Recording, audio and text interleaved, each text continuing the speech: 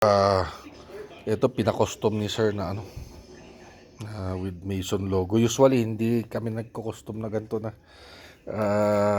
pre-order kasi problema to pagka mahirap na ibenta sa iba kasi kailangan sa Mason din lang mapunta. Pero pinagbigyan namin si sir dito.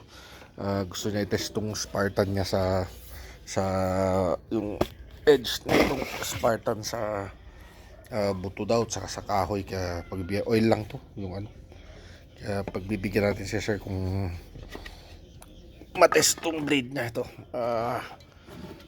Ito may buto tayo dito na kan, hindi natin yung buto.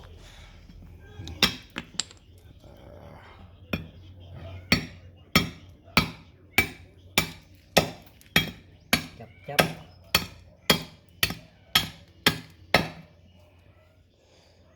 Ito yung buto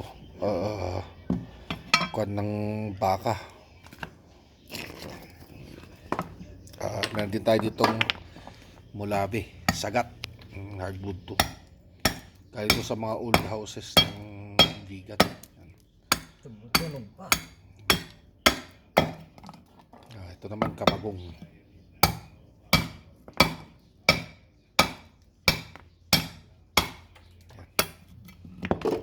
Ito meron din tayo ditong kawayan. Test natin.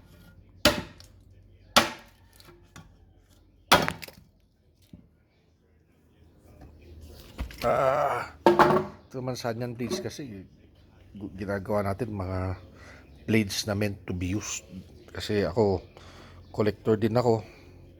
Mahilig din ako sa blades. Ayoko ng mga cabinet babies. Gusto ko yung mga blades ko pagka hinila ko ready to serve. Kaya ganoon din.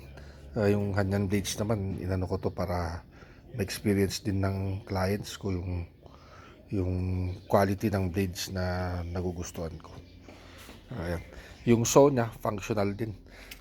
Ito yung sample natin nung mulabi. Ito old na mga poste ng mga bahay sa vegan. Doon galing to tong mulabi natin na to. Kung testing naman ito yung ragadi na. Adatan sa ko eh. Adatan sa tati kayo tanga ko. Bago yung pag-testingan ko. Dadyan ang galo. Hindi ko. Ito kasi yung spine niya. Soto. Kung magpa-fire starting ito tayo, maganda to na panggawa ng tinder. Yung sobak na. Kasi karamihan sa wood, minsan yung outer niya basa, pero yung inner core niya hindi pa na-penetrate ng water. Kaya maganda magamit yun. Nakakaso talaga yung niya, hindi yung aesthetic lang. Hardwood din to. Yan ang mga antique na balusters ng mga vegan houses. Kasi hindi natin kinokondone yung mga illegal logging.